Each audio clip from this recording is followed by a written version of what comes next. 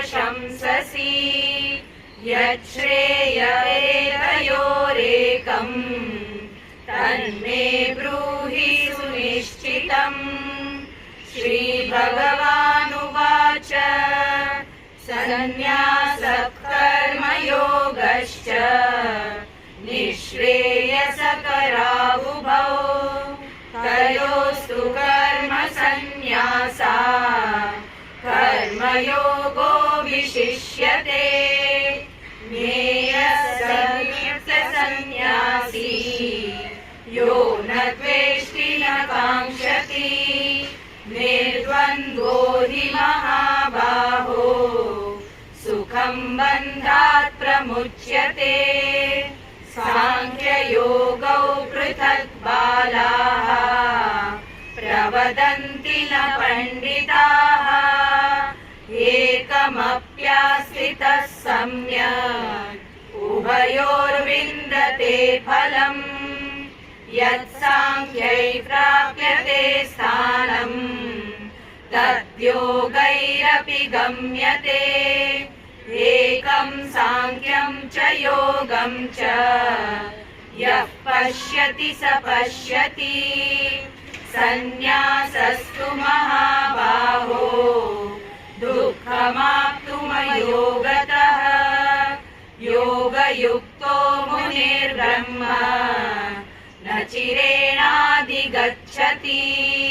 योगयुक्तो विशुद्धात्मा विजितात्मा जितेन्द्रियः सर्वभूतात्मा भूतात्मा कुर्वन्नपि न लिप्यते।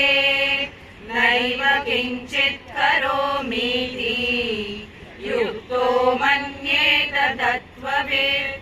पश्यन् शृण्वन् स्पृशन् जिघ्रन् अश्नन् गच्छन् स्वपन् श्वसन् प्रलपन् विसृजन् गृह्णन् उन्मिषन् निमिषन्नपि इन्द्रियाणीन्द्रियार्थेषु वर्तन्त इति धारयन्। ब्रह्मण्याधाय कर्माणि सङ्गं त्यक्त्वा करोति यः लिप्यते न स पापेन पद्मपत्रमिवाम्भसा। कायेन मनसा बुद्ध्या केवलैरिन्द्रियैरपि योगिनः कर्म कुर्वन्ति सङ्गं त्यक्त्वात्मशुद्धये। युक्तः कर्मफलं त्यक्त्वा शान्तिमाप्नोति नैष्ठिकीम्। अयुक्तः कामकारेण फले सक्तो निबध्यते। सर्वकर्माणि मनसा सन्न्यस्यास्ते सुखं वशी। नवद्वारे पुरे देहि नैव कुर्वन्न कारयन्। न कर्तृत्वं न कर्माणि लोकस्य सृजति प्रभुः। न कर्मफलसंयोगम् स्वभावस्तु प्रवर्तते। नाहरते कस्यचित् पापम् न चैव सुकृतं विभुः। अज्ञानेनावृतं ज्ञानम् तेन मुह्यन्ति जन्तवः। ज्ञानेन तु तदज्ञानम् येषां नाशितमात्मनः तेषामादित्यवज्ञानम् प्रकाशयति तत्परम्। तद्बुद्धयस्तदात्मानः तन्निष्ठाः सत्परायणाः गच्छन्त्य पुनरावृत्तिम् ज्ञाननिर्धूतकल्मषाः। विद्याविनयसम्पन्ने ब्राह्मणे गविहस्तिनि शुनि चैव श्वपाके च पंडिताः समदर्शिनः। इहैव तैर्जितः सर्गः येषां साम्ये स्थितं मनः।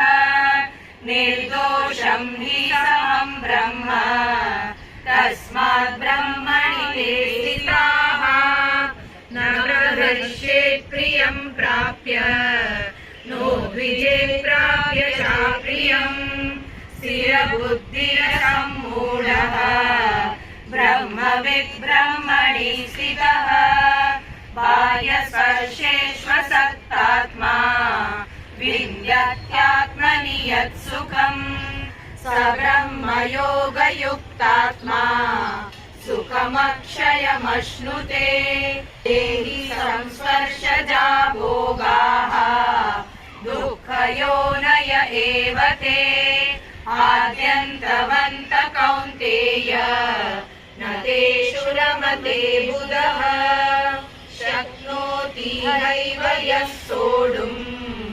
प्राक्शरीरविमोक्षणात् कामक्रोधोद्भवं वेगम् स युक्तः स सुखी नरः योगसुखोऽन्तरारामः तथान्तर्ज्योतिरेव यः स योगी ब्रह्मनिर्वाणम् ब्रह्मभूतोऽधिगच्छति लभन्ते ब्रह्मनिर्वाणम् ऋषयक्षीणकल्मषाः छिन्नद्वैधायतात्मानः सर्वभूतहिते रताः कामक्रोधवियुक्तानाम् यतीनां यतचेतसाम् अभितो ब्रह्मनिर्वाणम् वर्तते विदितात्मनाम् स्पर्शान् कृत्वा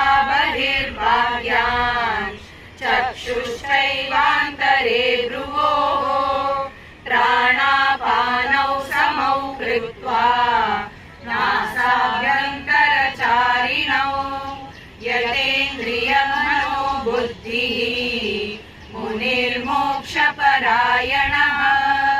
विगतेच्छाभयक्रोधः यः सदा मुक्त एव सः भोक्तारं यज्ञतपसाम् सर्वलोकमहेश्वरम् सुहृदं सर्वभूतानां ज्ञात्वा मां शान्तिमृच्छति ॐ तत्सत् इति श्रीमद्भगवद्गीतासु उपनिषत्सु ब्रह्मविद्यायां योगशास्त्रे श्रीकृष्णार्जुनसंवादे कर्म